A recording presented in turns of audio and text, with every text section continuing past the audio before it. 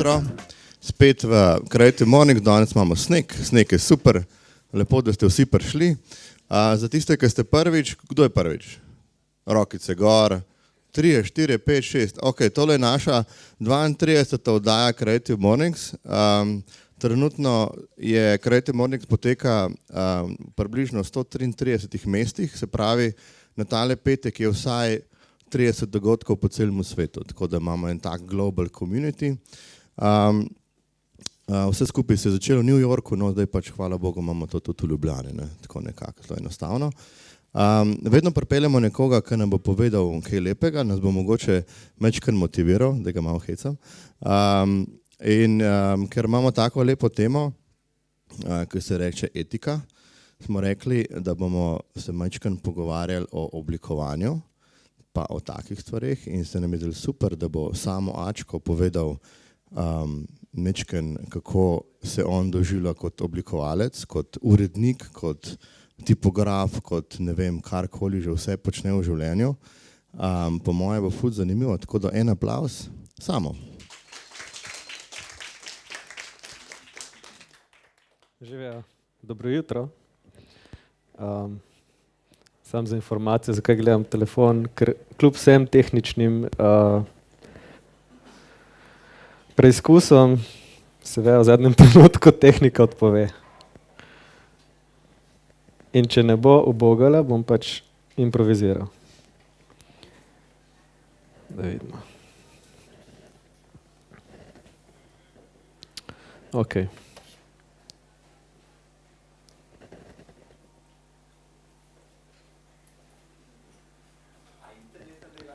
Ne vem, mogoče, a je kakšen problem z Wi-Fi-jem? V živo sem. Se pravi, v živo, to deluje. Tam sem tudi v živo. Zdaj pa se ne najdem.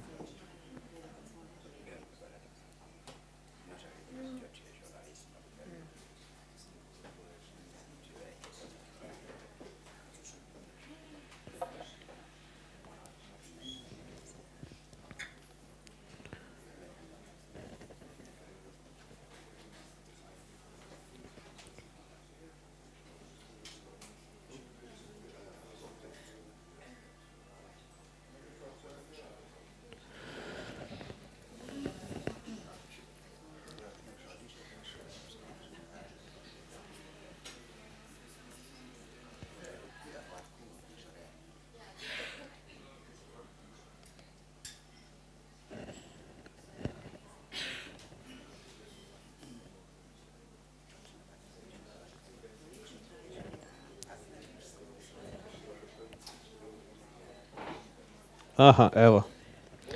Bo.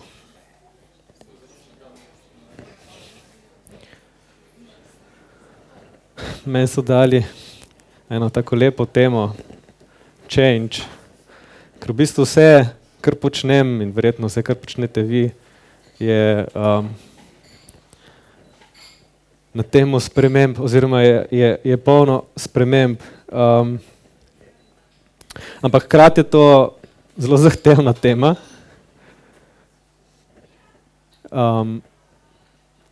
Ker je v bistvu velika, ustvari veliko pritiska na človeka.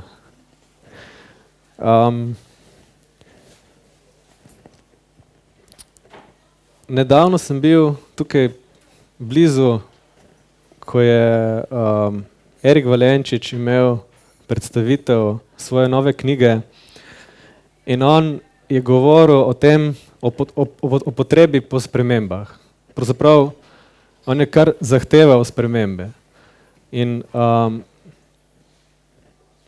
njegov pogled na družbo izhaja v veliki meri iz tega, da je imel pogled na drugo stran. On hodi v Palestino in tam vidi, kakšna je družba, ki po eni strani ni takšna kot naša, po drugi strani je videl učinke družbe, naše družbe, ki da takšna kot je, v bistvu povzroča precej slabega naokoli po svetu. In vedno se mi zdi zanimivo, od Valenčiča, pa ne vem, Tomo Križnar, vsi ti ljudje, ki hodijo naokoli po svetu in zahtevajo spremembe, ali pa zahtevajo, prosijo, ali pa priporočajo, ne vem, kako bi temu rekel. Imajo vedno en problem, ne, da mi to poslušamo, pa si rečemo ja, in potem gremo ven iz tega predavanja ali pa ugasnemo televizor in prvič ne vemo, kako bi dosegli spremembe, drugič nam je čisto v redu, tako kot nam je.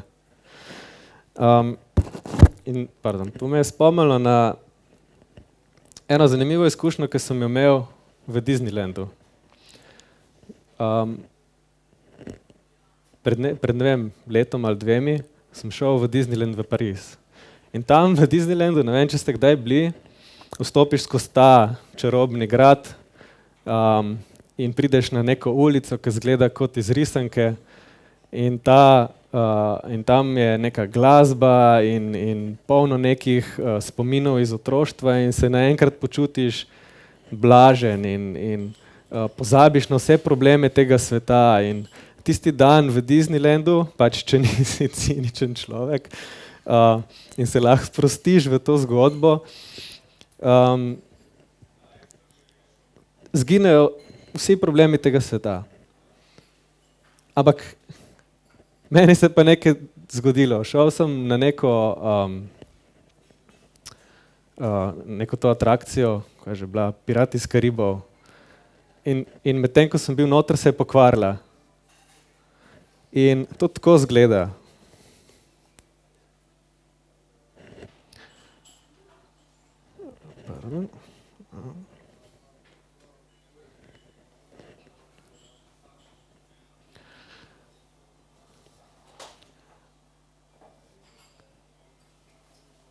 A se dobro vidi?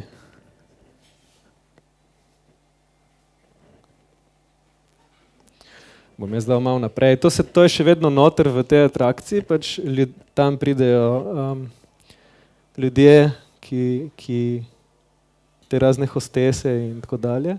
In potem te peljejo ven skozi en hodnik in prideš naenkrat na neko ulico. In se zaveš, da ta Disneyland v bistvu ni ta čarobna dežela, v kateri si ravnokar bil, ampak da je to neka brezizrazna siva hala in da ima kontejnerje naokoli.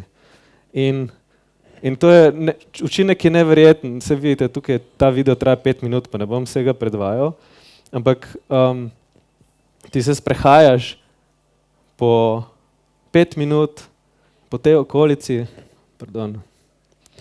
po tej okolici Disneylanda.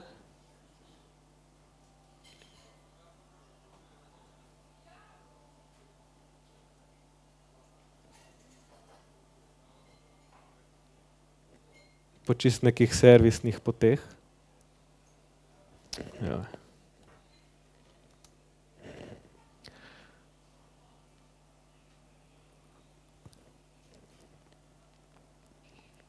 Dokler skozi en tak hodnik prideš nazaj v Disneyland. In ko se vrneš noter v tematski park, je tale iluzija popolnoma uničena. Ne moreš več uživati v izkušnji.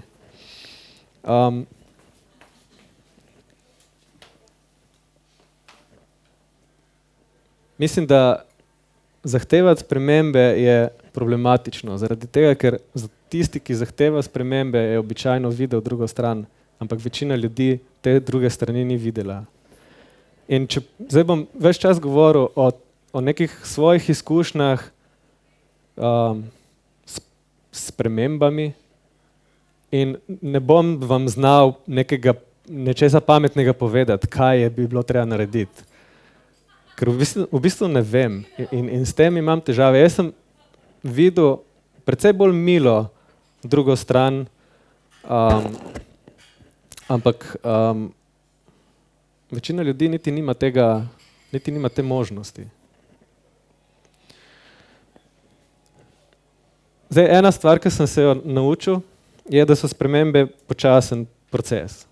Počasen proces so zato, ker če nič drugega, za vsako spremembo moraš ti prepričati res veliko ljudi. Trenutno živimo v neki družbi, s katero mislim, da nihče ni najbolj zadovoljen. Vsi smo zagrenjeni in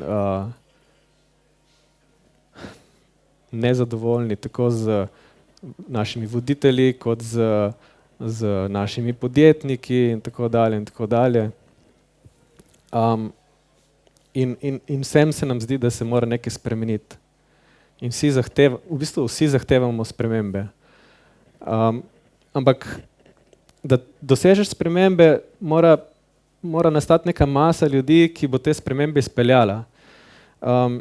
In če je nekaj hudo narobe, moraš vsaj v začetku ljudi, ki odločajo o našem življenju, prepričati v to. In jaz sem se naučil, da je težko je prepričati ali že naučiti samo eno osebo. Preden sem delal na Dnevniku, preden sem postal likovni urednik Dnevnika, sem živel 1 leto in pol v Ugandi. In v Ugandi sem delal nekaj čist nenavadnega zame, in sicer jaz sem grafični oblikovalec, ampak tam sem delal arhitekturo. In kot pravzaprav preden preidem na projekt, kaj me je fasciniralo na Ugandi, ne? To je bila prva stavba, ki sem jo videl, ko sem prišel v Ugando. In to me je čisto fasciniralo. Ker prihajal sem iz Slovenije, ki je cela zlikana, pobeljena, fasade so krasne, tegeljci so na oknih. In čisto je posod. Prideš v Ugando in vidiš to. In se mi je zdelo popolnoma logično. Zdelo se mi je prvič lepo in drugič se mi je zdelo logično, ker zakaj bi pa konec koncu kar naprej belili stavbe, v čem je smisel. Prvi človek, ki sem ga spoznal v Ugandi, je bil Moses. On je prišel k meni, ko sem se jaz prehajal mimo te stavbe in se začel pogovarjati z mano. In jaz sem bil prepričan, da on hoče mene oropati. Nekaj hoče od mene. In sem bil ful previden in tako neprijetno mi je bilo. Ampak on se je kar z mano pogovarjal o tem, kdo sem, s kje prihajam. Jaz sem imel takrat dolge lase, pa je potem moral pripomniti, da izgledam kot Jezus. In to ne boste verjeli, če imate dolge lase in izgledate kot Jezus, je tako, kot da bi imeli zlato stopnico. V Ugandi je to zlata stopnica. In je bil tak hecen in rekel, da mi bo razkazal najboljše, kar je v glavnem mestu Kampali, in me seveda peljal najprej v največji nakupovalni center, ki izgleda tako kot pač naši nakupovalni centri. In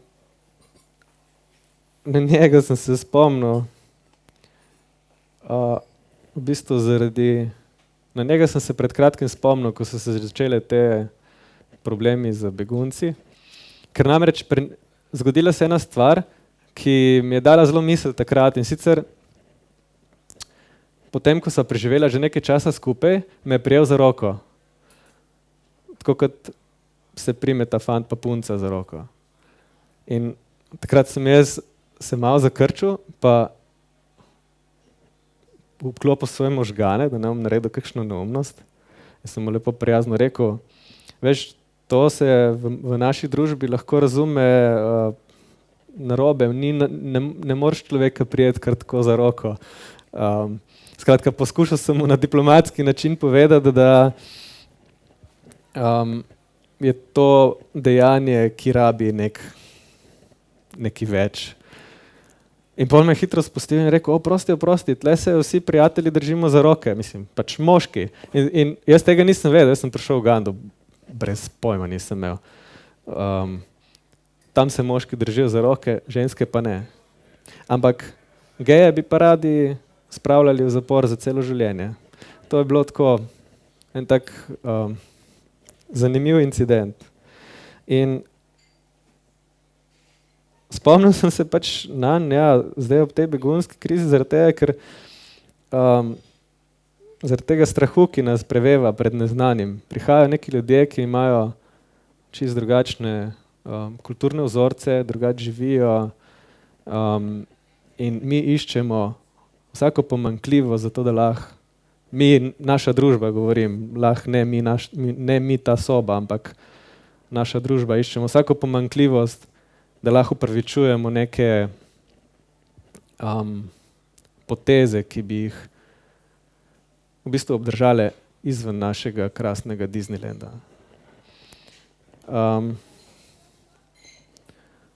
Pa pač cute mali otročki, krasne lepe blatne hišice. Imel sem to srečo, da sem lahko snemal en super lokalni band. To sem jaz, ki sem na improviziranih stojalih z mikrofoni snemal njihov performance. In to je bilo noro. Tega pri nas ne moreš doživeti. To izgleda tako potem, da ko ti snemaš nek band, naenkrat pride cela vas otrok in vsi začnejo noreti in peti in enkrat slišijo pesem in jo že znajo in jo odpojejo zraven. Res noro. In kot grafični oblikovalec sem popolnoma oboževal te razne njihove napise, ki so ne samo, da so lepo narejeni, ampak so ful zabavni. Skratka, tle prodajajo kauzgi, ne vem, kaj to nek... A kdo ve? Maslo. Household items and unique shoes. To tablo sem mimogrede, to tablo imam. Sem si odnesel.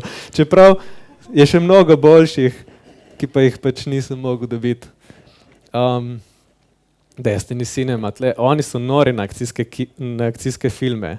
In mi je bilo fascinantno, kako je njihova komunikacija iskrena na nek način.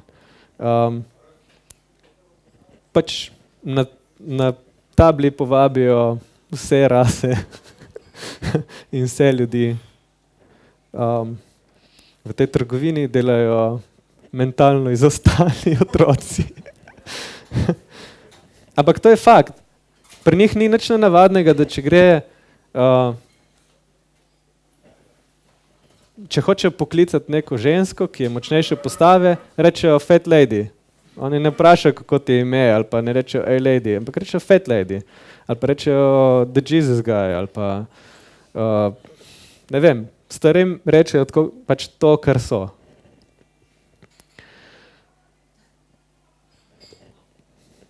Pa pač povejo, da uporabljajo. Ja, no, vse jasno.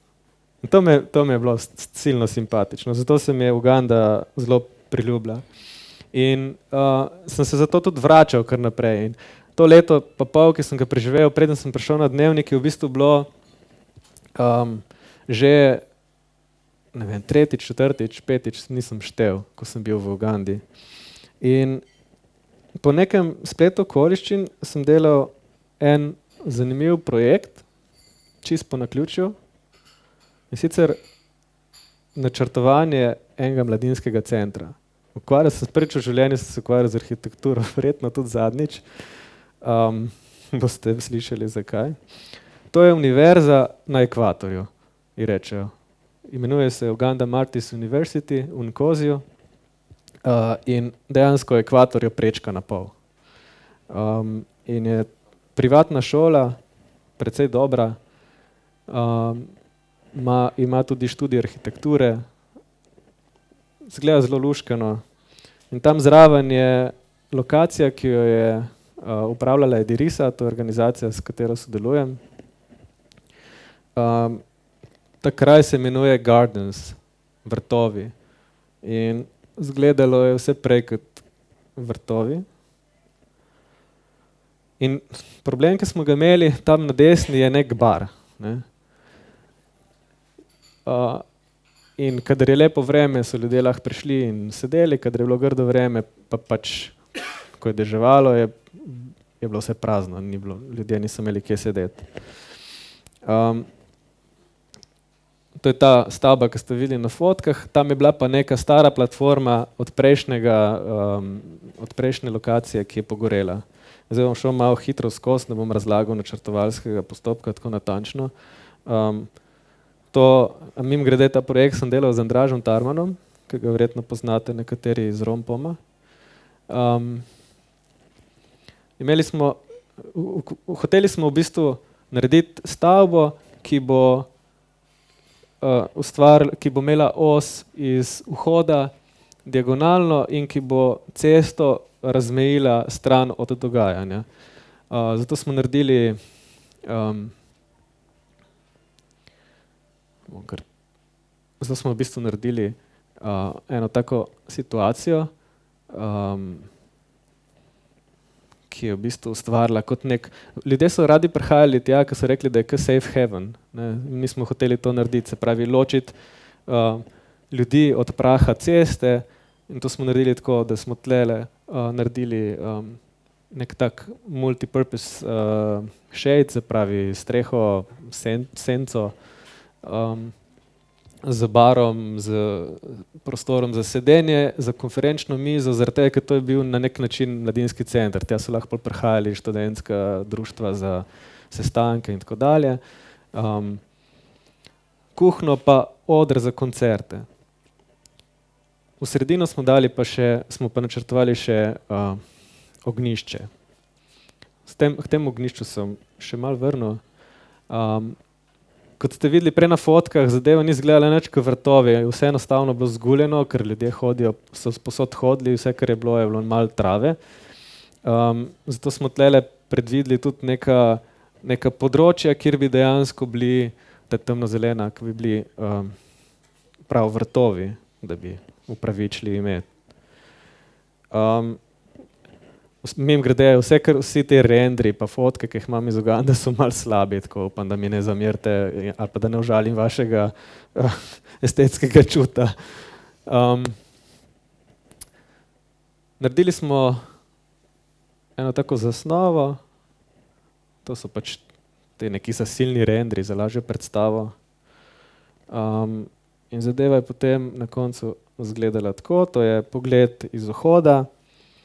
To je stavba.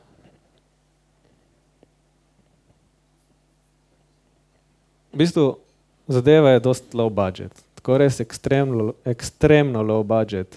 Mislim, da nismo porabili 10,000 evrov za vse skupaj. In zadeva je zaživela, mislim, ne, stvari so se dogajale, to so neki otroci so imeli po mojem, to je bila kakšna ekskurzija verjetno. Ampak ena najbolj zanimivih stvari je bilo pa to ognjišče. Na načrtu smo predvidevali samo en prostor, kjer bo pač ogenj. Potem smo pa začeli razmišljati, da pismo sej ognjišče je v principu osnova v skupnostni kulturi, kakršnih je veliko afriških, ne, pravzaprav verjetno so kar vse. Je zelo običajno, da ljudje zvečer posedajo okrog nekega ognja ali pa še bolj pogosto okrog nekega ogromnega vrča, ki ima domače pivo zvarjeno in potem to pijejo. In mi smo se ves čas soočali s problemom, kako pritegniti ljudi v ta prostor. In tudi, ko so ljudje prihajali, so tako posedali po nekih mizicah, ločeni drug od drugega, tako zadeva je delovala zelo kot en evropski prostor. In potem smo prišli na idejo, da bi naredili pa tukaj v bistvu ognjišče z takim sedežnim krogom. In zadeva se je neverjetno obnesla, ljudje so vzljubili prav ta centralni del, kar se prej nikoli ni dogajalo. Prej so bili vedno v nekih ločenih družbicah naokoli.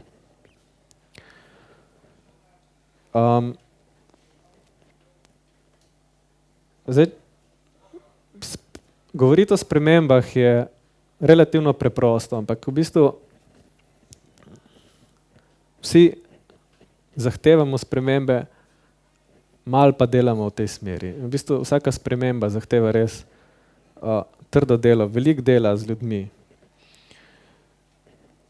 Tole je Segi. On je bil vodja delavcev pri tem projektu. On je v bistvu bil moj najtesnejši sodelavec. Ko smo načrtovali stavbo in sem jaz iskal v bistvu nekoga, ki bi znal pač ta načrt zgraditi, je nekega dne on prišel pa rekel, jaz sem gradbinec. Okay, kaj si pa kaj zgradil? Jaz sem že nekaj delal za Diriso, pa delal sem tisto hišo, bil je pač zidar pri tisti bajti, ki sem jo kazal, pri osnovni hiši, ki sem jo kazal prej. Ampak nisem imel pojma, da oni v bistvu izžarevajo pa eno posebno avtoriteto. Ves čas je bil mrk, ne, gledal je tako, se ne vem, a se vidi, gledal je resno, deloval je, kot da obvlada svoje stvari. In pol kasneje sem šele zvedel, da je on pač poglavar svoje vasi in da je to pač tak pač je kot poglavar. Sicer pa, midva sva potem preražala okoliške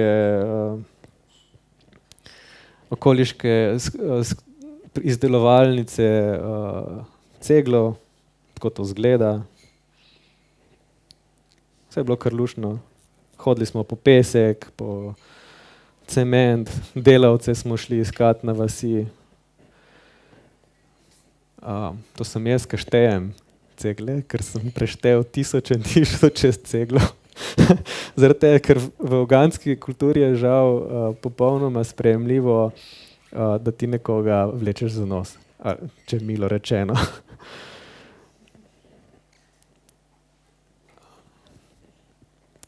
No in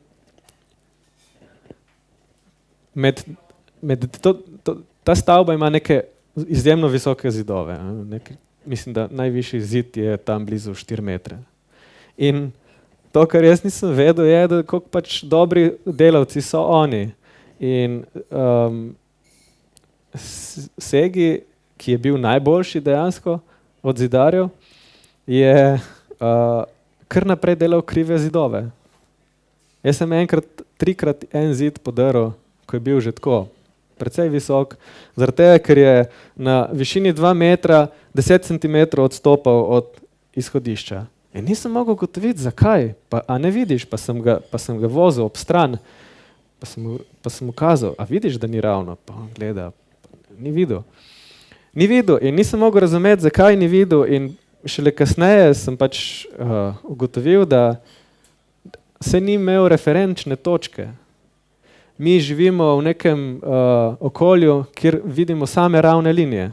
Ne? Vse stavbe so ravne, vse ulice so ravne. On je pa človek, ki prihaja z vasi, kjer so blatne hiše in blatne hiše niso ravne, so tako, kakor pač veja je kriva in blato sledi veji. Ampak še manj sem pa razumel, zakaj stena ni ravna, ko sem videl, da ima on, se ne vem, kako se reče temu orodju po slovensko, veste, kaj zidarji uporabljajo, en tak, ne vaservaga, pač pa na nitki je utež, ki ima distančnik. In pač tale utež mora vedno se komaj dotikati stene, če hočeš, da je ravna. Ne vem, če si ne predstavljate tega orodja, ki je dosti razglabljal, ampak skratka ni ga znal uporabljati. On ga je uporabljal narobe in ker ga je uporabljal narobe, je zgornji distančnik vedno bil krajši od uteži. Ne? Kar pomeni, da je stena vedno malo poševna rasla. Ne? In pol jaz končno njega naučim uporabljati to orodje in je začel delati ravne stene. Ampak ne samo to. Potem se je naučil videti ravne stene. In je, mislim, vse smešno, kak mali otrok je včasih pretekel do mene, ves vesel, kako njegovi delavci so spet naredili krivo steno, ampak on je to opazil in zdaj so podrli. Cement tam stane toliko kot tukaj. Lahko da so cegli poceni, lahko da je delovna sila cenejša, ampak vsaka taka stena, ki zrase in vsaka vreča cementa je tistih 10 evrov ali ne vem koliko, ali 20 evrov materijala, ki je šlo v nič. No, ampak to me je veselilo, ker naenkrat nisem rabo več biti pozoren na ravnost zidov. Zidovi so postali ravni. Cool, smo spremenili enega človeka, gremo spremeniti svet. Naslednje leto, ko sem prišel nazaj, ga srečam in mi reče, daj prid pogledat ten zid, ki sem ga naredil, in je bil valjda poševen. Tako da spremembe so težke in grejo počasi. Ja, raven zid. Ampak to pa res, te zidovi so bolj ravni kot zidovi pri nas, ker smo enostavno iz tega naredili princip. Zdaj,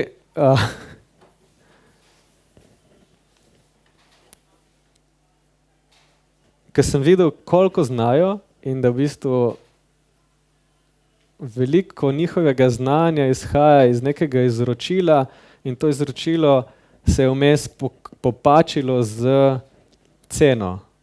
Ne, skratka, recimo, dam primer. Ko se je gradilo zidove, so ugotovili, da ne rabiš dati, ne vem, 2 vreči cementa na 2 vreči peska, ampak da lahko daš ti 1 vrečo cementa pa 8 vreč peska. Da še vedno zid stoji. Ne? Stane pa ogromno manj. In tako se je skozi čas njihovo izročilo v bistvu ekonomsko prilagajalo. Zato sem bil vedno malo skeptičen do stvari, ki sem jih videl ali pa slišal z njihove strani. In prišel je čas, ko je bilo treba tukaj čez narediti preklado. Ta preklada je 8 metrov dolga. Ne vem, če se kdo ukvarja kdaj z gradbinstvom, to je ogromna preklada. To je ful močna mora biti, to je ful težko in rabiš za to statika. V normalnih okoliščinah bi rabo statika. Ampak jaz nisem imel statika, jaz sem pač imel segija in sem rekel, segi 8 metrov, toliko mora biti nekje debela, koliko rabimo mi zdaj materijala. In on reče 4 jeklene palce pa 2 vreči cementa. Tako gledam, pa sem v glavnem mestu sem videl ogromno stavb, kjer so te preklade enostavno povešene, ali pa ko se je kar cela bajta podrla, pa sem rekel, ne, segi 4 jeklene palce, jaz pa 2 vreči cementa, pa jaz, dej, bom jaz to podvojil. 6 jeklenih palc, pa bom dal 4 vreče cementa. In potem jaz grem spat in sanjam, kako tam se to podre in ubije ful ljudi. Prav res grozno, nočne more sem imel, ni mi dalo miru. In pol se spomnim, da pismo tle arhitekturni faks, mogoče imajo pa kakšnega statika in res grem jaz do statika. To je nek Belgic, profesor, ki je bil tako mal je bil asshole. Nekaj mi je hotel zaračunavati, pa sem rekel, lej, mislim, to je čist prostovoljni projekt, delamo z no budget, vi prihajate tja k nam, vam je všeč, pa ja nočete, da vam bo to kdaj zgrmelo na glavo. Pa tako, ja, se imaš prav, res, ja, ok, dej bom jaz malo razmislil. In nič, on je šel to računat in to je bil njegov izračun. In ko sem jaz to videl, to je bilo hujiš, ne vem, tako me še nikoli ni spreletela zona, mislim. Dobil sem mravljince, začel sem se trest, ker jaz bi, mislim, to bi se sesulo. To bi se tudi sesulo na neki točki. Mogoče ne na začetku, mogoče bi jaz že daleč stran bil, ampak ja, pa smo naredili prekladen.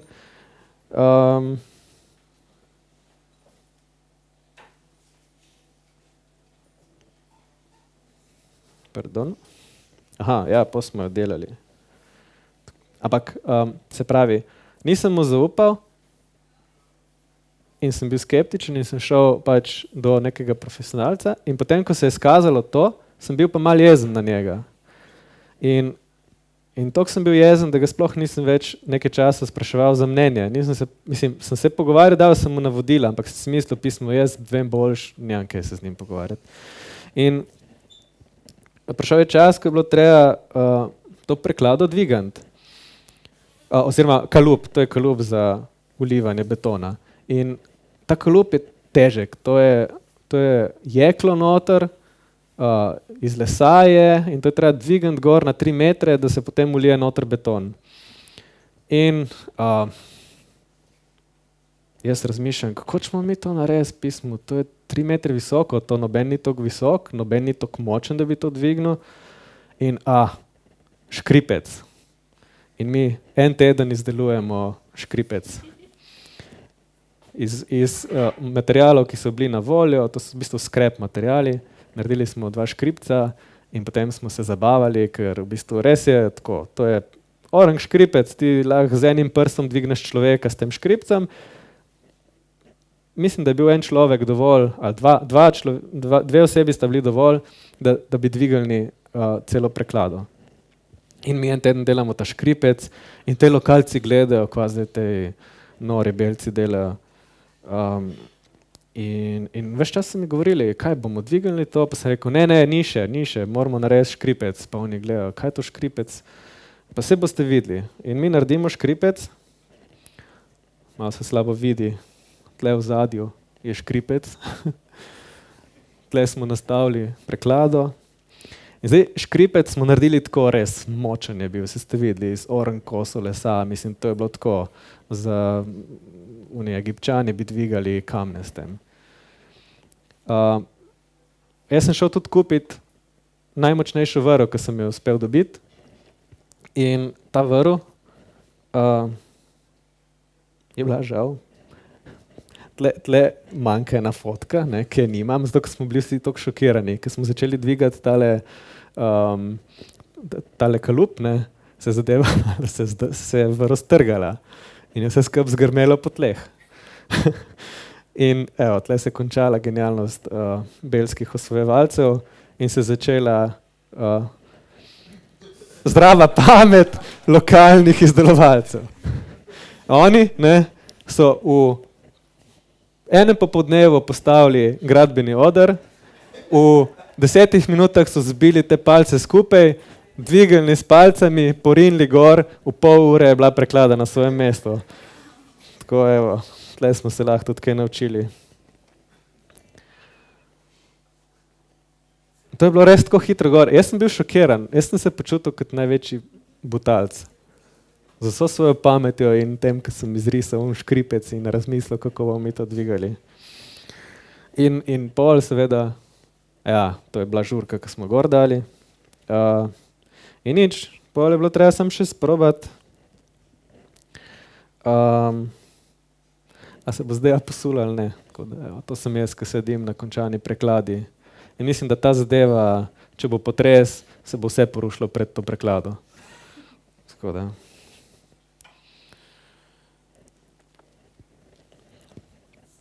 Za spremembe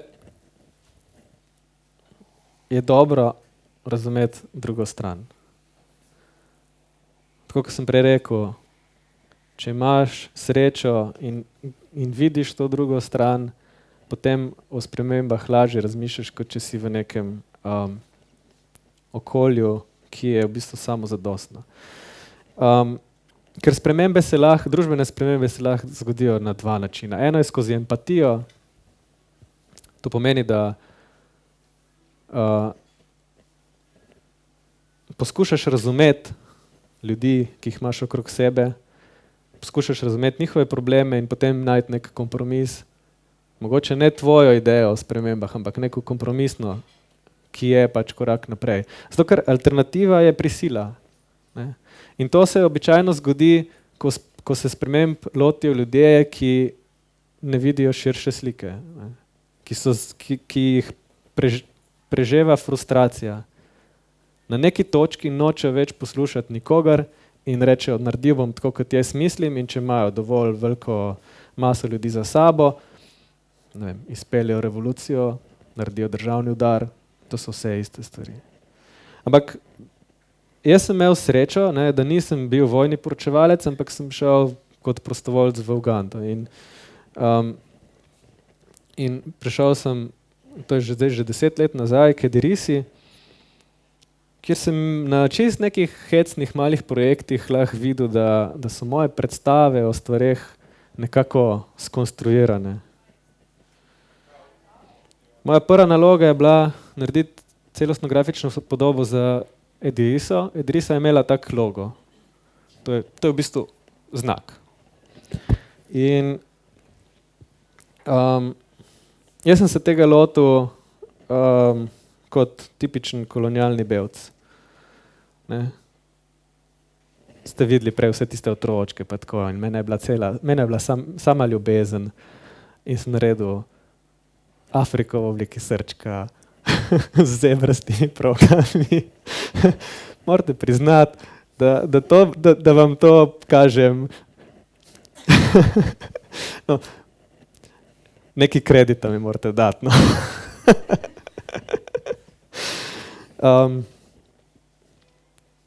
In sreča sem imel, da Miha Logar, ki je šef Edirise, ki je tudi Slovenc, ima malo občutka za dizajn, pa tudi je zelo razmišljajoč človek in ko je to videl, je rekel sem ne, to je banalno, tako so vsi znaki za afriške organizacije. To je lahko karkoli. Mene zanima, jaz hočem, da ti narediš nekaj, kar bo odražalo Ediriso, ki je pač malo odbita, ukvarja se z izobraževanjem, z fair tradeom, z multimedijsko produkcijo, z kulturnim turizmom, privlači zelo zanimive ljudi, za Ediriso veliko prostovoljcev, lokalnih umetnikov in slikarjev in tako, ker vidijo, da tam so ljudje, ki pač razmišljajo drugače in se radi družijo. In to je bilo treba vključiti v podobo. In to je bilo prvič, in ko sem jaz šel, je bilo to vse, kar sem naredil, ampak hkrati sem pa takrat se ukvarjal z podobo enega hotela v istem kraju, ki je bil en projekt, čisto slučajno se je Miha dogovarjal z njimi, da bi delali za njih brošure, pa sem rekel, ajde, bom jaz to naredil, pa bomo pač, malo jim bomo zaračunali, pa bomo s tem financirali prenovo hostla. In nač jaz naredim ta hotel, pač White Horse Inn, naredim ta znak in grem predstavljati to direktorju. In direktor je, lastnik tega hotela je bil direktor Pepsi Uganda. To je nek totalno velika živina, dober prijatelj od predsednika, totalno nemogoč človek.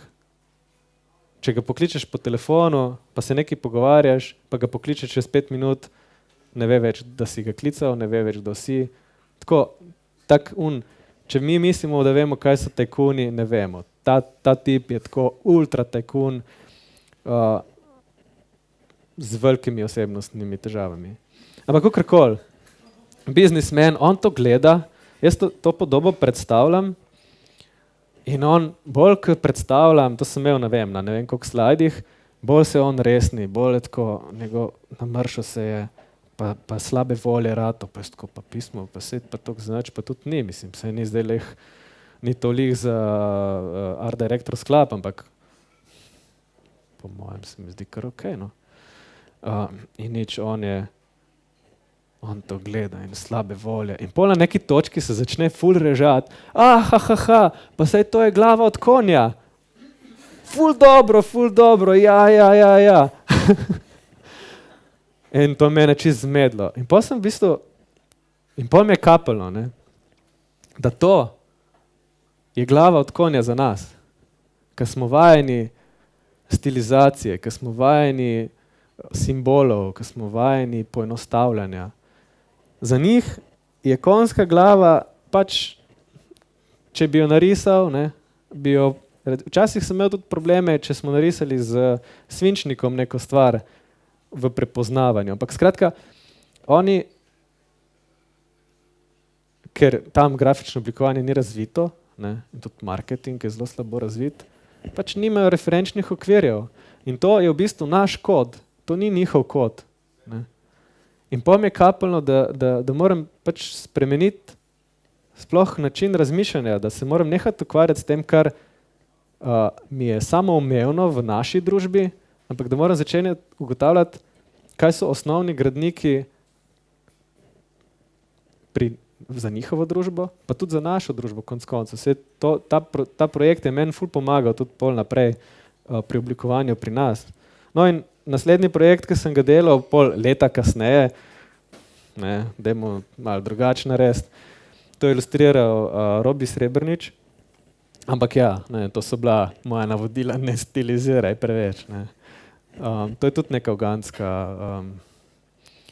turistična organizacija, ta podoba sicer potem iz razlogov tajkunstva ni šla skozi,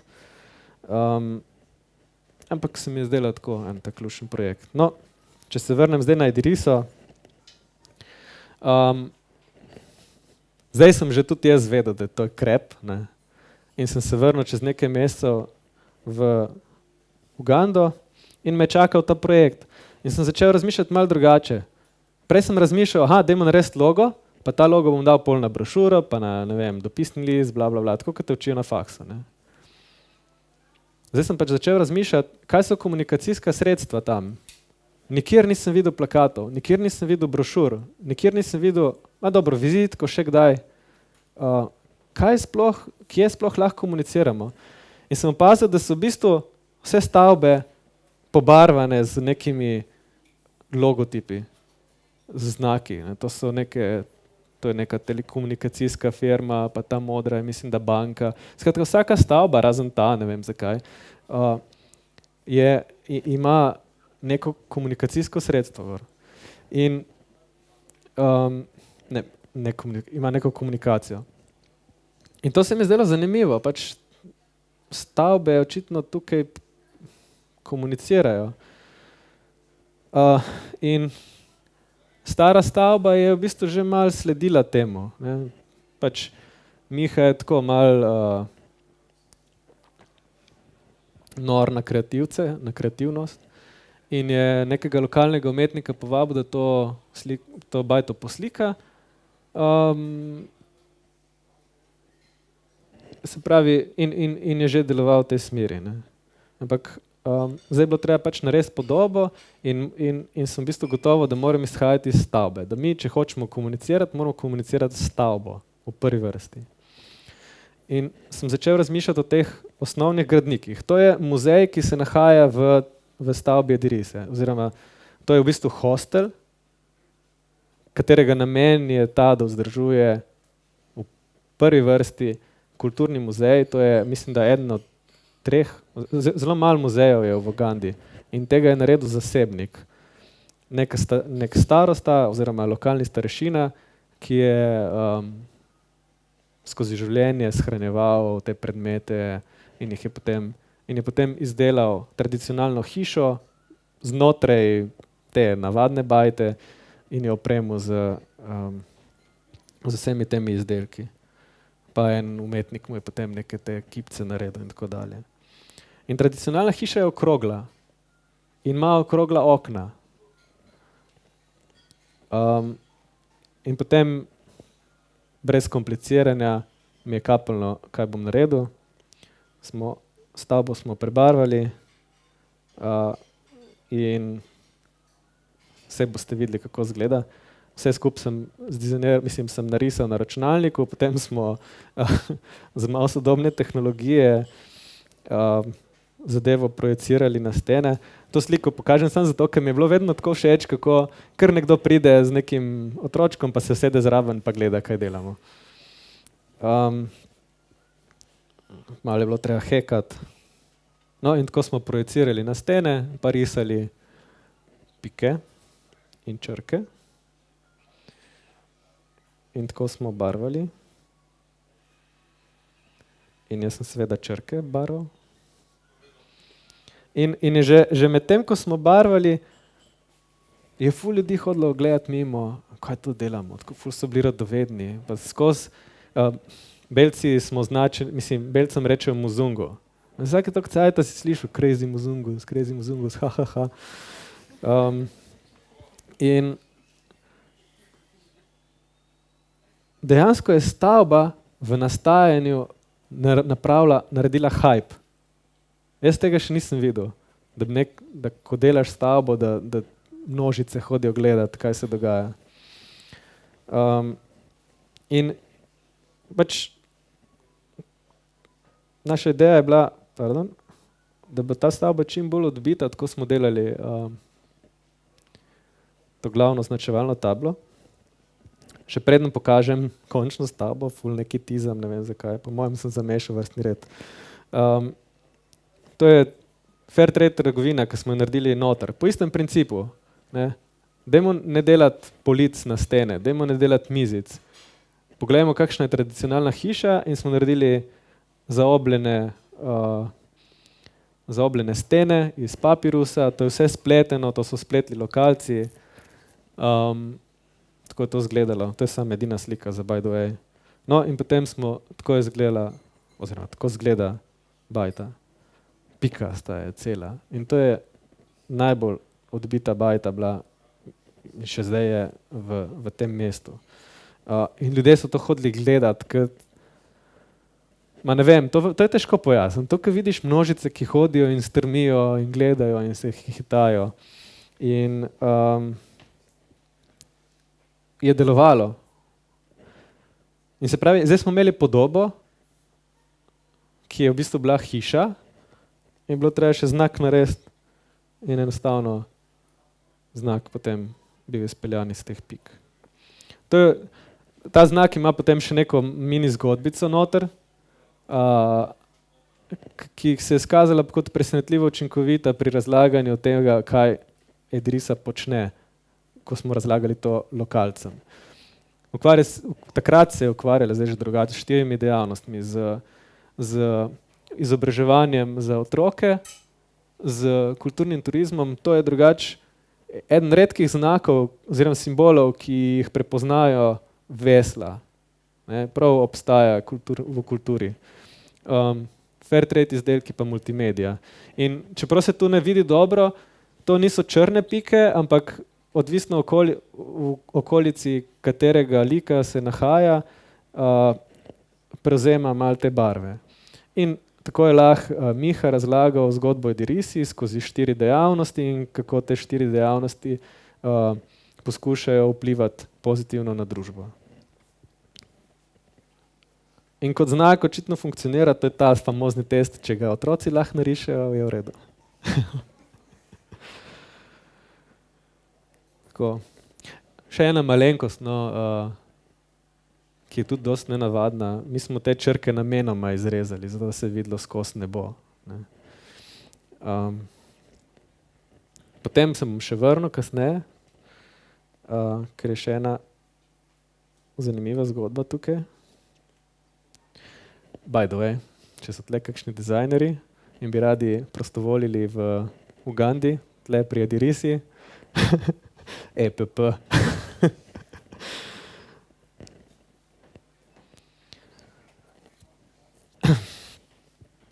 En pomembnejših elementov pri tem, da ko hočeš doseči spremembe, je to, da ne podcenjuješ ljudi.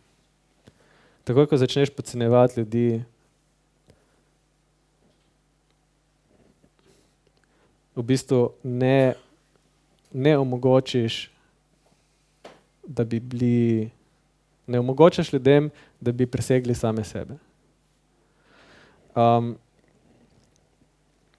Zdaj bom se malo preskočil na dnevnik. Ko sem prišel na dnevnik, je dnevnik izgledal takole.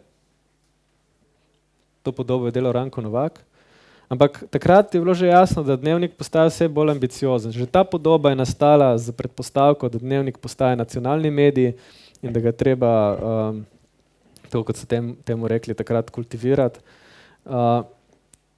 In ko sem jaz prišel na dnevnik, se je vračal en ta optimizem. Imeli smo veliko dobrih raziskovalnih novinarskih zgodb in zato sem v bistvu jaz pristopil k zadevi, kot da delamo najbolj resen in ambiciozen časopis.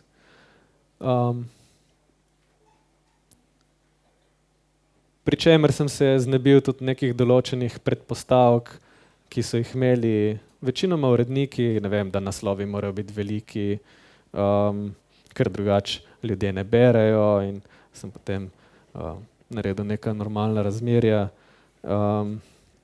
Ampak ok, to so neki manj pomembni detalji. Ampak kakorkoli, zadeva je bila zasnovana kot ambiciozna, da bo izgled v bistvu omogočal ambicije, ki jih je Dnevnik takrat imel.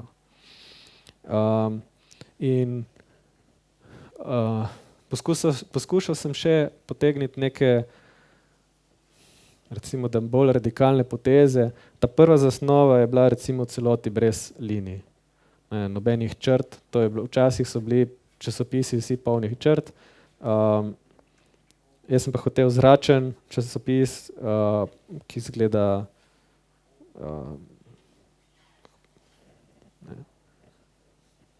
sovražim besedo kultivirano, ampak ja, tako. Zaradi tega, ker, črte so dostikrat bile orodje, kako so strani slabo urejali, recimo, da so lahko oblivali tekst s tekstom, uredniki. Če povzameš črte stran, je treba načrtovati stran res temeljito. Tako da zdaj bom malo hitreje šel skozi. To je bila pač ta originalna zasnova, zdaj izgleda že malo drugače, ker smo ga vmes dopolnjevali. In objektiv, pri katerem smo že nekaj časa tudi začeli z naslovkami, ki so v bistvu vizualni komentarji. Objektiv je šel v tem smislu še večje skrajnosti, v smislu zračnosti in prostora, in imel je tanke, se pravi, ima tanke naslove.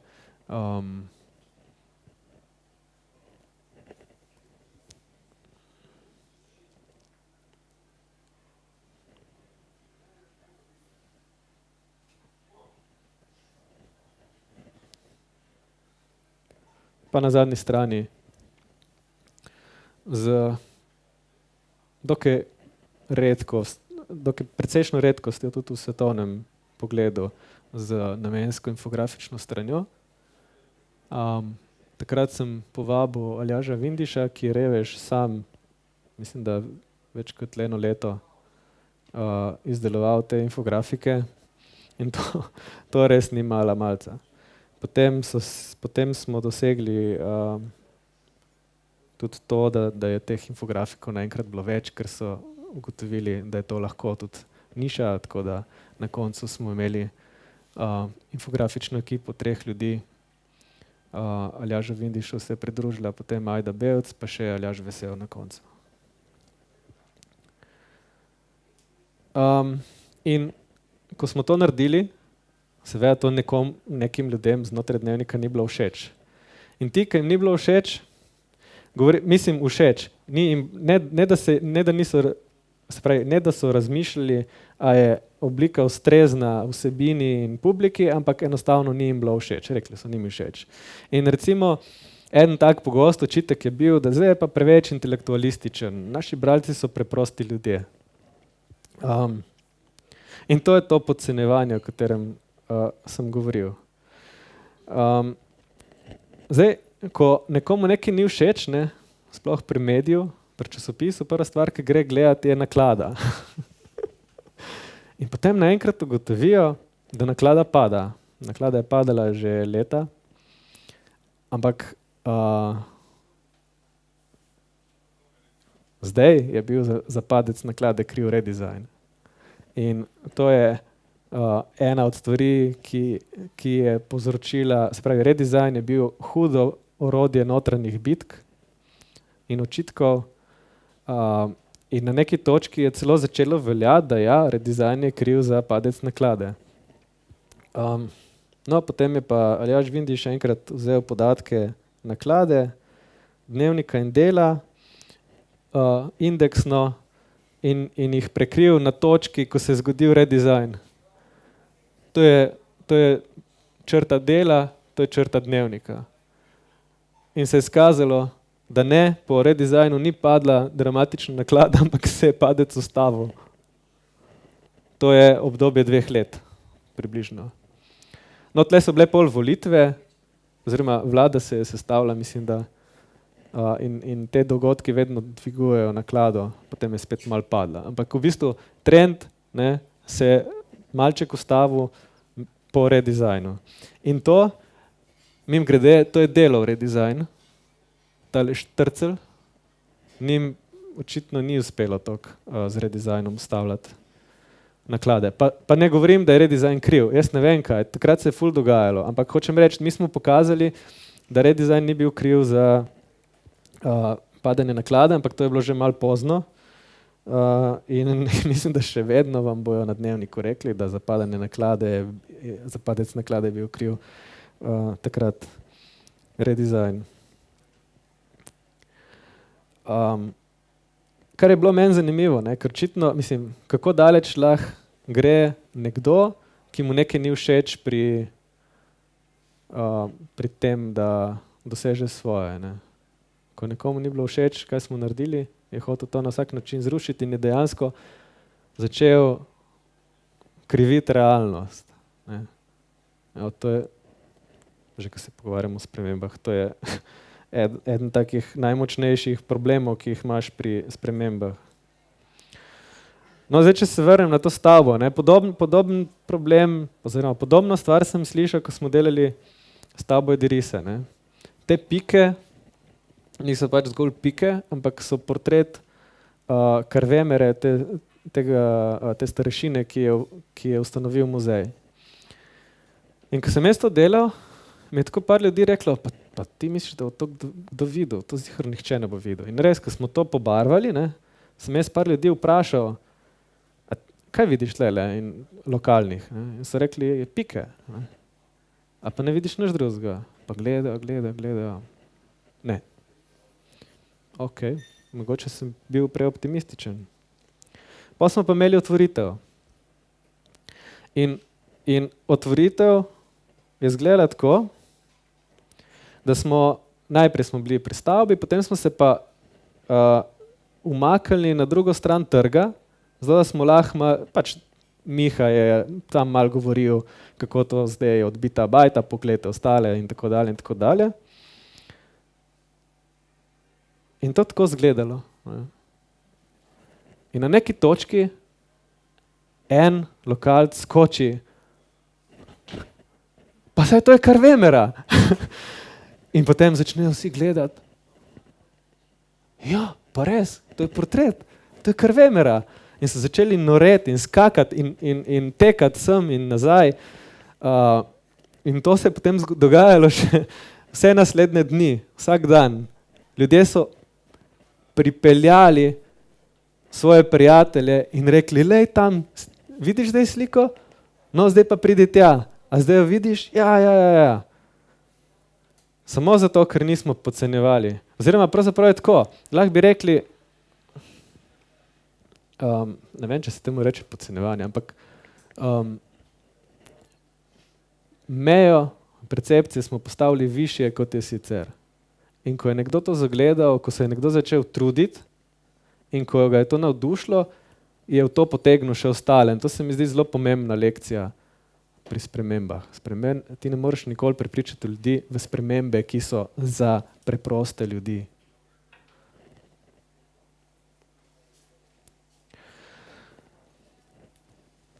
Na Dnevniku sem se naučil, da če sodeluješ z boljšimi od sebe, bo rezultati boljši. In to ni tako samoumevno, zaradi tega, ker večina ljudi ima strah, da ko bojo sodelovali z ljudmi, ki so boljši od njih, da jih bojo potem ti ljudje zamenjali, pa da na neki točki postaneš obsoleten, saj on zna boljši. Ne misli, da tega nisem kdaj slišal. Meni je kdaj kdo rekel, pa ti pa zakaj imamo mi tebe, če imamo pa, ne vem, Vindiša. Ne? Sem rekel vedno, vse me ne rabite, on je boljši od mene. In to mi je bil vedno izziv, sestaviti prave ljudi skupaj v ekipo in recimo, jaz sem bil vedno ful ponosen na našo infografično ekipo, ampak tudi na ilustratorje. Ena mojih najljubših stvari so bile ilustracije naslovnic Objektiva, kjer je sodelovalo res veliko avtorjev različnih in za razliko od recimo za razliko od art direktorjev kakšnih večjih časopisov, sem jaz iz principa ne dajal idej. Skratka, jaz sem vedno dajal izhodišča, sem dajal feedback, ampak hotel sem, da avtorji idejo pridejo do ideje sami. In to se je vedno obrestovalo. In tukaj bom pokazal samo par mojih najljubših naslovnic, in bom povedal zakaj. Ta sicer stališča dizajna je obupna, tle mislim, da me niti ni bilo. Ampak to je bila, mislim, da prva naslovka in moj ključni argument, zakaj moramo začeti delati naslovke, ilustrirane in vizualne komentarje. To je naredil Matej Stupica na obletnico 11. septembra. In v bistvu pokazal je to drugo stran. Ne. On je empatično pokazal drugo stran. Tukaj v bistvu se pravi na ranah 11. septembra je pokazal, kakšno je življenje na drugi strani. Ker v bistvu mi smo zelo pod vplivom zahodnih medijev oziroma ameriških medijev v tem, da je to pač bila neka tragedija in da je bilo treba nekaj narediti potem. Mislim, to mi slišimo, se ne da verjamemo, ne, ampak te herojske zgodbe poslušamo, ampak v resnici ameriški napad na Afganistan in kasneje Irak je v bistvu prinesel grozo in ta naslovka je pokazala to grozo. Tudi njegova naslovnica bila, takrat, ko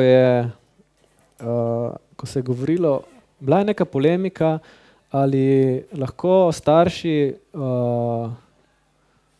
iz religioznih razlogov obrezujejo dojenčke. Ne? In mislim, da je takrat varuhinja za človekove pravice rekla, da je to v nasprotju z otrokovimi pravicami in potem so religiozne, se pravi, razne verske skupnosti skočile v zrak. Ne. In to je bilo zdaj debata, a smemo ali ne smemo. A je otrok, se pravi, po eni strani pravica otroka, po drugi strani pravica staršev in religioznih prepričanj. In mi smo samo pogledali, kako to zgleda, če se pogovarjaš o otroku kot o nečem, kar lahko pa ne moreš rezati.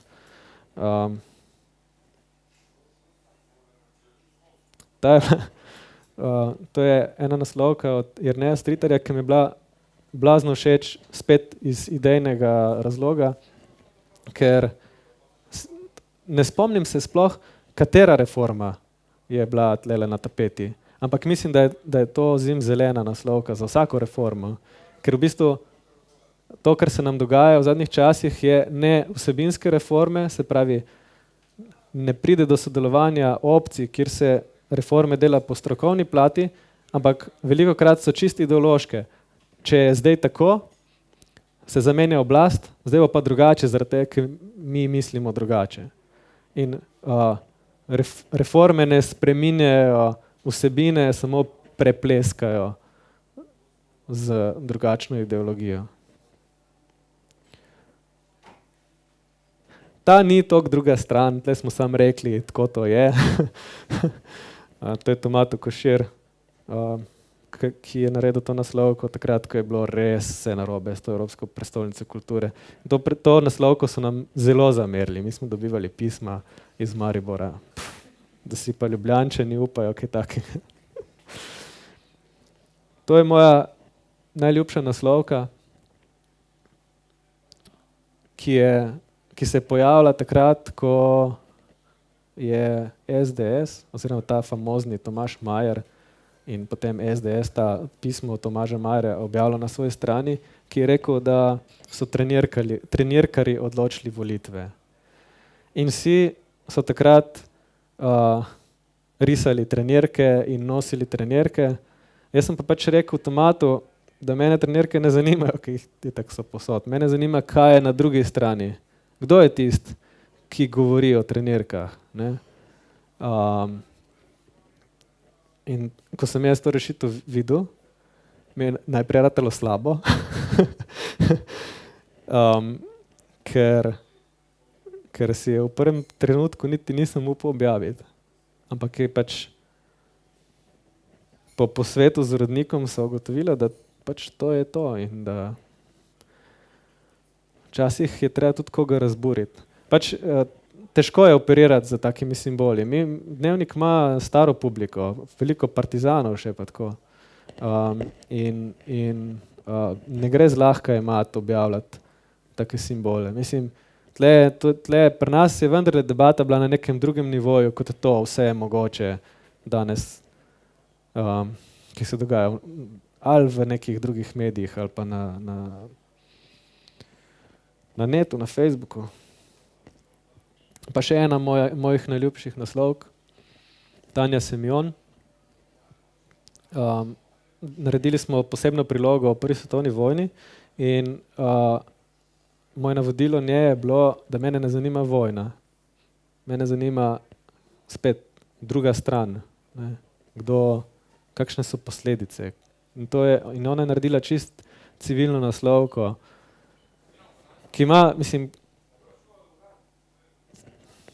toliko je poetično, da nima smisla o njej govoriti.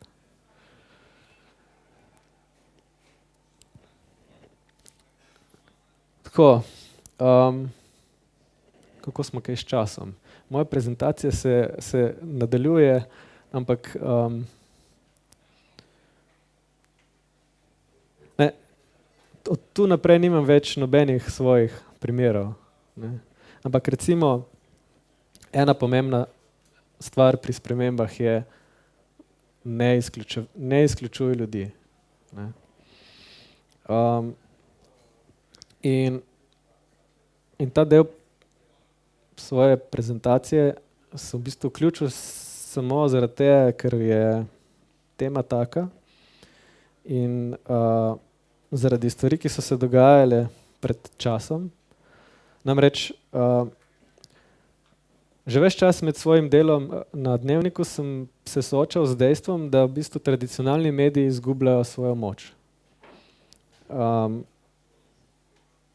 Včasih je bilo medijev malo, imeli so visoke standarde in v njih si dejansko lahko meril temperaturo neke družbe.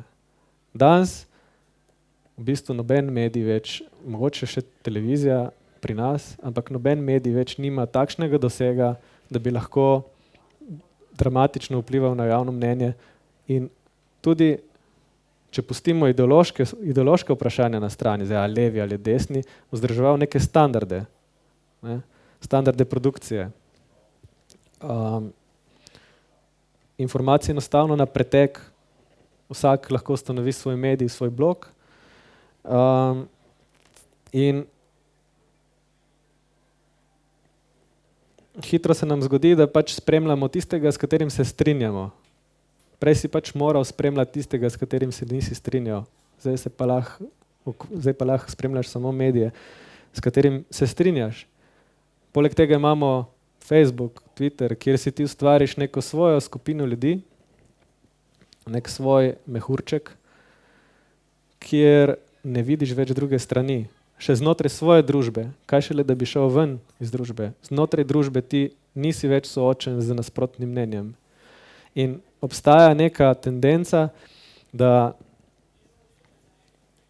je pomembno samo to, da se nekdo strinja s tabo. Ni več pomembno, da se ljudje ne razmišljamo več, da razmišljamo drugače in da pač moramo sprejemati drugačno razmišljanje in da moramo živeti, ker smo pač družba. Ne, mi hočemo, da je po naše, na vsak način. Pa nam se spuščal, kaj so razlogi, to bo kak sociolog enkrat vam predaval. Ampak znotraj teh mehurčkov je zelo preprosto širiti populizme. Ne. In en tak primer je bil zadnji referendum. recimo mi na Dnevniku smo bili po svoje presenečeni tik pred referendumom o zakonskih zvezah med istospolnimi. Ko so začele prihajati neke ankete, ne, ki so kazale, da bo v bistvu na referendumu zakon poražen. Zakaj? Zato, ker pač Dnevnik je levosredinski medij in levosredinski mediji se pišejo ljudje, ki so... Ne, to ni po konceptu, to je po ljudeh, ki so tam. In oni imajo na Facebooku prijatelje, ki so levičarji. Ne? In vsi smo videli samo ta, ne, kaj je že bil? Nek banerček je bil za pa srček, ne vem.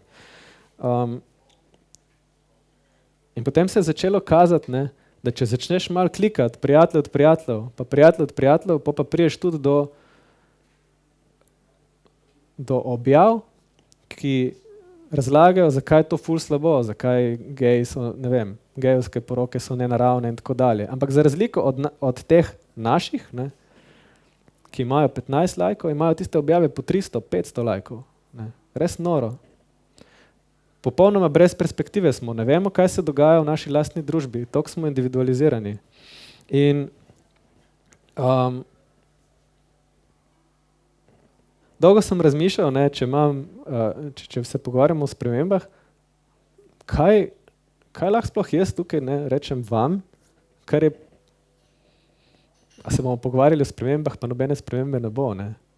A naj zdaj začnem agitirati za velike spremembe, a naj začnem agitirati za revolucijo ali evolucijo ali karkoli. Ampak to ne funkcionira, ne. To sem celo predavanje sem razlagal, kako ne funkcionira.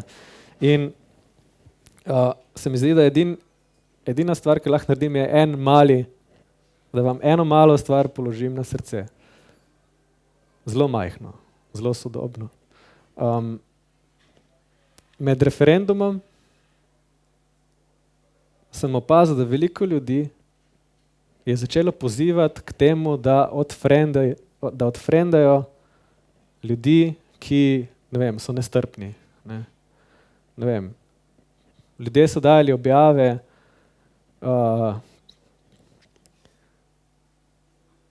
če mislite, da so gejevske poroke nenaravne, bla, bla, bla, ne, me lahko kar zdaj odfriendate. In so s ponosom pisali, kako so odfriendali tiste, ki so takšnega mnenja. In to mislim, da je napaka. Ne. Tako da to je en tak moj mali nasvet ali pa en mali korak, ki ga priporočam. Ne. Da ne samo, da ne odfriendati. Če hočemo spremembe, edini način, da jih dosežemo, je, da prepričujemo tiste, ki mislijo drugače. Ne tiste, s katerimi se strinjamo. In da to počnemo z empatijo in razumevanjem, ne pa z napadanjem. Človek, ki si ga napadel, ne bo nikoli spremenil mnenja. In človek, ki mu rečeš, ti si kreten, jaz te bom odfriendal, ne bo spremenil mnenja. To je to. Hvala.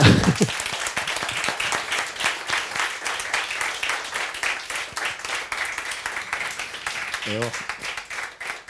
Hvala Samo. Zdaj pa bomo vprašanja. Rokice gor, bomo rekli, jaz imam mikrofonček, noben se ne upa, bom jaz. Okay. Kako vidiš, ti si lih v mestu letel v tale tvoj dnevnik, ko smo že imeli zelo dostopne medije, socialne, ne, ko so se na polno razmahnili, polno problemov, kako tradicionalni mediji se bo sploh prilagodil. Kako vidiš ti to, kaj je treba narediti oziroma kam to gre? Kako bo ta razdvojenost zdaj tradicionalnih medijev in novih medijev, vse skupaj mediji, kje bo rešitev, no? Da bomo sploh lahko kakšno sporočilo dalo v svet, pa ga bo kdo videl, pa tako naprej. Obstaja odgovor na vprašanje, kje je rešitev, ne? In obstaja realna situacija, kjer imaš tradicionalne medije, ki si rešitev niti ne želijo. Ne želijo si jih ne zaradi tega, ker ne bi radi preživeli, ampak zaradi tega, ker je to velik stres za njihov način dela.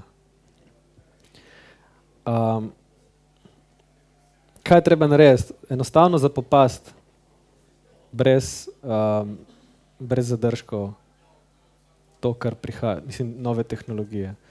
In zdaj to se sliši tako kot zelo dolgočasen odgovor, ampak to, kar tradicionalni mediji imajo in kar novi mediji nimajo. Jaz ful rad berem določene nove medije, recimo zadnje čase mi je zelo všeč to, kar dela Vox. Ne. In oni se že tega problema zavedajo, pa kakšni drugi novi mediji pa ne. In sicer to je generacijske izkušnje. Začenja se dogajati to, da imaš mlade, jezdne, aktivistične medije, ki ne razmišljajo dvakrat preden objavijo, in imaš zadržane, razmišljujoče, preudarne, tradicionalne medije, ki ne znajo tega razmišljanja spraviti do ciljne publike. In to sem recimo videl lahko vsak dan pri svojem delu, ko se je dogajal nek proces. Mladi novinar ne ve, da se je to že dogajalo, da je analogen proces se že dogajal, da se je takrat stvari reševalo na tak in tak način. Enostavno ne ve in potem lahko predlaga škripce. Medtem ko nek starejši novinar, ki je pa to doživel, je o tem mogoče poročal takrat, ima to možnost konteksta. Ne. Mislim, to je samo en pogled, ne, generacijski.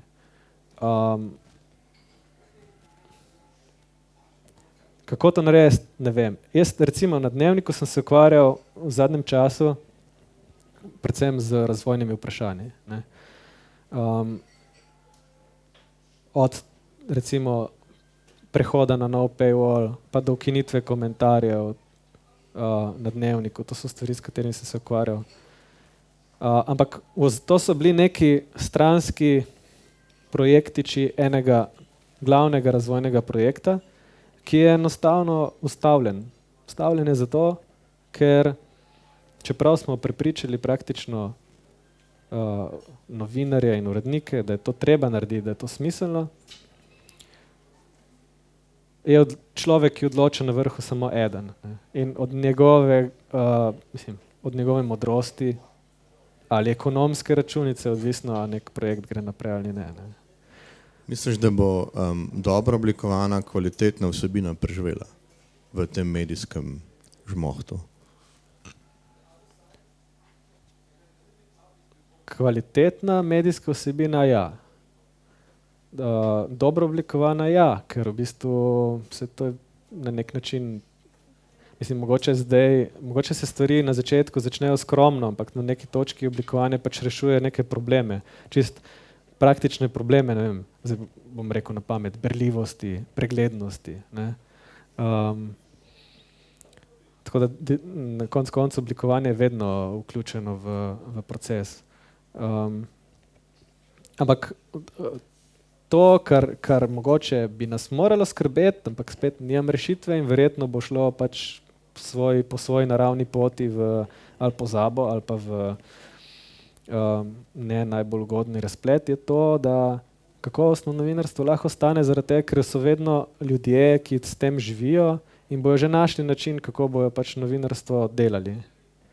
Vendar, in to ljudje pogosto podcenjujejo, časopisi, mediji, se ne nujno časopisi, z imenom, s tradicijo, imajo določeno težo, imajo določene protokole zagotavljanja kakovosti. In ti pa lahko zginejo. Ne. Tako da k sreči očitno obstaja trg za tradicionalne medije. Ne vem, kako v Sloveniji. Slovenija je zelo majhna in ker se trg razbiva, se pravi, postaja vse več medijev, nastaja vse več medijev, ki pokrivajo različne, žal, predvsem ideološke segmente, se ekonomika teh medijev razprši. Ne? In ti rabiš imeti pač določeno naklado ali pa določeno število naročnikov, da lahko vzdržuješ kritično maso novinarjev, ki lahko ustvarjajo kakovosten medij. Ne? Tradicionalen medij v smislu z vsem tem znanjem, z izkušnjami, z protokoli in tako dalje. V tujini to ne bo tak problem. Ne? Guardian, New York Times, Washington Post so v bistvu pokazatelji, da firme, ki razmišljajo agilno, lahko svoje tradicionalno novinarstvo tudi na spletu pač prodajajo. Ja. Vse gre za preživetje konec koncev. Zdi se mi, da našo ljubo precej apatično družbo dejansko te mediji precej lepo vzdržujejo. No? Še en naslov, še ene nage gospodične, ki bo 100-krat več klikana, kakor ena resna vsebina. Ne? Ja. Se pravi, a se vi kot pač inteligentni posameznik v enem mediju borite proti taki vsebini, a se sploh da proti tem videti, da ne bomo pač brali največjega krša in pač bili še bolj čudni in tako naprej. Ne? Žal je to v rokah premalo ljudi. Novinarji bojo že zato, da delajo kakovostne vsebine. In obstaja zelo veliko kakovostnih novinarjev v Sloveniji, ti lahko narediš komot 3 dobre medije, ne, resne. Ampak problem je, Slovenija je v določenih primerih premajhna, da bi lahko delovala po logiki trga. In potem so problem lastniki in direktorji, ne, ki pač rečejo, jaz bi več prodal, ne, dajmo začeti pisati bolj tako ali drugače. In rečejo, ne, tebi ne bom podaljšal pogodbe, ne, ki si dober, pa dolgočasen, ne, bom pa tebe najel, ki si senzacionalistična in to je bilo zdaj, senzacionalističen in ful sem sam nase občutljiv, kadar to rečem. In boš zadovoljil večje število publike, ampak populizem je pač nekaj, kar bo vedno močnejše in bo preživelo. Ti pa praktično v tržnem gospodarstvu. Ne. Recimo zdaj pred kratkim sem se ful jezil, ko sem videl najprej nek avtomehanik sestavil, imam celo to, vam takoj pokažem. Ne. Napisal je, da kako 100 evrov, ko daš ti njim, ne, država od tega prejme 55 evrov. In to se zdelo vsem blazno fajn. In to prosim lepo, to pa ni več ideološka razdelitev. To sem jaz videl, to je na Facebooku pohvalila oseba, ki je čist levih nazorov. Ne. Potem je Radio Antena pohitela spet, ne. Tvoja bruto plača je 924 evrov, država je zdaj zaslužila 451, tebi pa ostanejo kamenčki. Ne. In to je tak tipičen populizem, ki deluje na vse. To je ta, težko je celo sliko pojasniti, ampak skratka, ti rabiš imeti drugo stran, da razumeš, rabiš videti drugo stran, da razumeš, zakaj je to največja neumnost, ki jo lahko prebereš danes, s katero se strinjaš, po možnosti. Ker recimo, ko vidiš drugo stran, kar recimo v mojem primeru je Uganda, vidiš, da vidiš ljudi, ki hodijo 3 dni s polomljeno nogo do bolnišnice. Vidiš ljudi, ki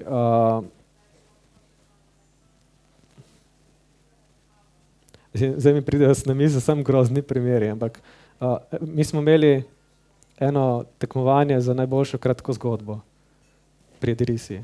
In na tem tekmovanju je zmagal en fant Hilary Kutejsa, ki je napisal res čudovito kratko zgodbo. Star je bil 22 let, ko je napisal. In ta kratka zgodba je bila, on je v bistvu napisal zgodbo o tem, kako dedek razlaga svojim vnukom o tem, da en tip ptice lahko napoveduje prihodnost. in kako je on, ko je bil majhen, to ptico spraševal, kje so krave, ki jih je izgubil. In ta ptica ga je pripeljala do krav. No in ta dva vnuka gresta zdaj iskati to ptico in jo najdeta. In potem nista vedela, kaj bi vprašala. Zdaj s ful povzemam. Ne? In končno en vpraša, a bom bogat ali bom reven, poglej gor, če bom bogat, poglej dol, če bom reven, pa pogleda gor, pa je cel vesel, pa spet ne ve, kaj bi vprašal, pa vpraša, a bom večno živel. Ne? Če ja, poglej gor, če ne, poglej dol, in ptica se ni odzvala. In potem jo je prišel iskat dedek in ko so odhajali, je ptica zletela na grob in je pogledala dol. Krasna zgodba. Eno leto potem, ko je zmagal na našem natečaju, ga je na ulici nekdo zaklal za drobiž. Mislim, takih zgodb je res veliko. Zgodb, ki izhajajo iz nefunkcioniranja države. Zato pravim, da je to silno neumno. Zaradi tega, ker to ne upošteva, da mi ne plačamo za zdravnike, da ne plačamo za policaje, da ne plačamo za gasilce. Nam je zgorela lokacija, zato smo šli graditi ono, kar sem kazal. Nobenih gasilcev ni tam, nikjer. Jaz sem moral v tem Segiju, ne, ko se je ponesrečil, sem moral jaz plačati bolniško sobo, ker če ne bi ga poslali domov v res slabem stanju, on se je razsul z motorjem in horror zgodbe lahko razlagam na to temo. Ne. Zdravnica, ki ne vem, pa ne vem, če ni bila usposobljena, ampak po mojem enostavno on ni imel denarja, da bi si privoščil anestezijo. Mu je čistila rane pri polni zavesti. Ma to je tako izgledalo, zdaj si morate zamašiti ušesa, če vas hitro impresionira stvari. Ona je vtaknila prst njemu v rano in pulila ven kamenčke. Mislim, to pomeni, da mi ne plačamo davko. Ne? Da policija ne bo več učinkovita, da bomo morali plačati zdravnika in ker si ga ne bomo mogli privoščiti, če ste gledali Siko od Michaela Moora, veste, kako je v Ameriki. Tam, če si ti ne moreš privoščiti zdravljenja raka, boš pač umrl od raka. Si ne moreš privoščiti urgence, te peljejo in te pustijo pred urgenco. Zdaj je malo drugače, ampak no, da nam. Ok. Vprašanja? Če kdo? Rokice gor? Ja. Zdravo, lahko tikam. Ja. Mene pa v bistvu bolj zanima, kako si prišel na idejo, da bi šel po zaključeni akademiji na volonterstvo v Ugando. Ta preskok oziroma zakaj? V bistvu jaz sem bil še na akademiji in nekaj me je začelo srbeti. Ne. Pa sem rekel, moram iti. In sem hotel iti potovati po Južni Ameriki ne zajebavam se, z zobno ščetko. Brez denarja, brez nič. Ne. In pa me je hitro ta pogum splahnel. In takrat sem gledal neke filme, mislim, da je bil Constant Gardner, pa ravno takrat je bil Last King of Scotland. In nikoli me ni Afrika zanimala, ampak ne vem, zakaj v teh filmih me je pač nekaj pritegnilo. In pa sem se spomnil, da sem pred leti na nekem forumu za Mac uporabnike bral o nekem Slovencu, ki nekje v Afriki nekaj dela s temi Mac z Applovimi računalniki in kako se mu kvarijo zaradi prahu in ne vem kaj, in jaz to grem malo raziskovati, ker sem pač rabil nekoga, da mi malo pove, kako in kaj. In pridem na stran Edirisa in tako na prvi strani Edirisine strani iščemo prostovoljce, grafične oblikovalce. In, ok, to je to. Prodano. Cool. Še kdo? Vprašanja? Karkoli, tukaj ga imamo, masirajmo ga, matrimo ga, evo. Dobar dan.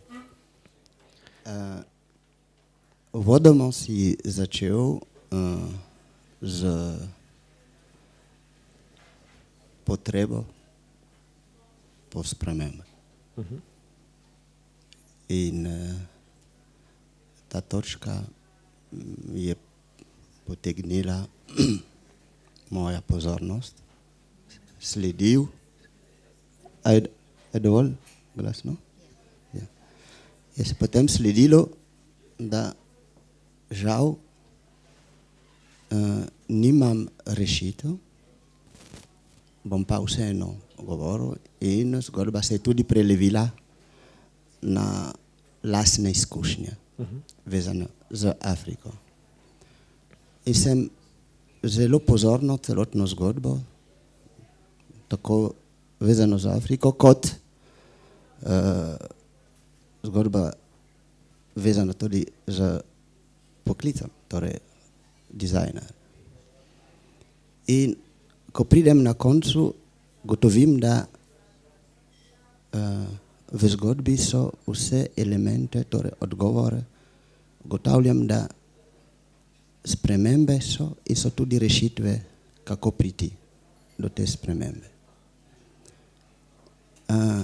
Jaz sem profesor in ponavadi rad včasih tako rečem, ker sem tudi en cajt zelo bil prepričan, da živimo na tem planetu in kar karakterizira, označuje naš svet, da je vse ni perfektno. In to sem celo življenje. Do nekega dne, ko res en mulc, 6-7 let star, je dvignil roko in je rekel, oprostite, gospod, res vse ni perfektno, a narava je perfektna. In sem ga gledal in sem rekel, ti mulc, kaj me boš ti naučil? In sem potem ugotovil, da je vendarle imel prav. In sem mu rekel, res imaš prav, pa še prav. In od takrat sem jaz spremenil svoj pogled na svet. Vedel sem, da svet ni perfekten, a narava je. Sem torej svoj pogled na isti svet spremenil. To zgodba je to, da se lahko vedno učimo od drugega. In v mojem primeru od otroka. In si lepo rekel, da ko greš do drugega, moraš biti tak in ne smeš z višine gledati na druge. In sem le vendarle nekaj naučil in pri tem neka stvar je zelo pomembno, je dialog. Nekaj let sem v Sloveniji, poznam to državo, več kot 30 let sem prebil tu in problem te države je ravno odsotnost, pomankanje dialoga. V francoščini pravimo, da de la discussion jaillit la lumière, kar pomeni iz dialoga pride svetloba. In želim reči, da druga stvar, kar se mi je zdelo zelo pomembno, je to, da sprememba kot uspeh ima svoj recept. Sprememba gledano človeško so procese, ima torej svoj tek. In ta recept je to, da začne tudi tako, da, in tudi v mojem primeru se da videti, da eno stvar je, gledati želeti neko spremembo kot gledalec je čisto druga stvar kot akter. To pomeni, da če želiš spremembo, se moraš pripraviti tudi neko vlogo v to spremembo. Začeti. In ta zgodba je tako lepa in ta zgodba se mi zdi, da bi želel osebno, da se to nadaljuje v razne šole, da greš na to zgodbo, ker je zelo lepa in je poučena. Bi se tu na prve točke. Okay. Ja, hvala. Mislim, to je tudi ena temeljnih stvari, to je ena najbolj dragocenih stvari, ki sem jih potegnil iz ugandske izkušnje. Dialog. Ne? Ker mi nismo vajeni dialoga. Mi ne vemo dialog, dokler ne vidiš, kakšen je dialog v eni taki družbi. Pa daleč od tega, da bi trdil, da je popolna. Jaz nimam nobenih romantičnih predstav. Mislim, resno, oni bi radi obesili geje. Ne? Tle ni nobenih iluzij in romantizacij. Ampak oni se znajo usesti in pogovarjati. In nekoga, ki trdi nekaj popolnoma nasprotnega, ne bojo zato izključevali ali pa ga bojo poslušali in se bojo pogovarjali do obisti. Ne. Pri nas res nismo vajeni dialoga, niti ne vemo, kako to izgleda. In nam niti ni v interesu. Po svoje se mi zdi najbolj škoda se mi zdi, ne žalostno. Ker mi ne samo, da nismo pripravljeni se pogovarjati z nekom, ki ima izjemno drugačne poglede od nas. Ne. Imamo še en problem, ne, da to spremembo, ki jo hočemo doseči, hočemo zdaj in takoj. Mi razumemo spremembe kot stikalo na gumb. Ljudje smo v naši družbi razočarani tudi zaradi tega, ker ne znamo tega ponotraniti. Ne. Ker sprememba pač takoj ne more nastati. Spremembe v družbi, gledano zgodovinsko, so zelo, zelo počasna stvar. In mi bi radi živeli v tem svojem 2-urnem filmu in jaz bi ful rad, da v času svojega življenja ne vem, potujem v drugo galaksijo in mi gre na živce, zakaj dajo to denarja za vojske in za ne vem kakšne neumnosti. A ne bi mi zdaj NASA opremili z milijardami dolarjev in pismo ne gre tako. Pač tam ljudje, ki odločajo o družbenih vprašanjih, izhajajo iz različnih okoliščin, iz različnih interesov. Mi tudi dostikrat ne vidimo. Ne? Zdaj sem dal en tak banalen primer, pa bom probal na tem banalnem primeru še en primer dati. Ne? Jaz bi hotel, da se da ne vem koliko denarja za znanstveno raziskovanje, ampak ta denar je zamejen, se pravi, koliko denarja lahko gre za to, je zamejeno z zahtevami in potrebami, včasih tudi drugih, ki jih tudi ne poznaš. Ne? Kaj pa vem jaz, kako pomembno je, da se naredi en projekt v neki vasi, ki bo dejansko rešil nek hud družbeni problem za to malo vas. V tej mali vasi je njihova vas cel svet. Ne? Perspektiva je ful pomembna. Ja. Tole je bil Creative Mornings, tole je bil Samo bo tle še na kofetu, po moje prašte ga karkoli. Hvala, da je bilo tole v živo z Mogadi in Snauto, da smo posneli. Hvala Delu, ki je naš sponzor. Hvala vam, ki ste prišli in ste razsvetlili svojim obiskom. Mi se vidimo spet naslednji mesec. Adijo.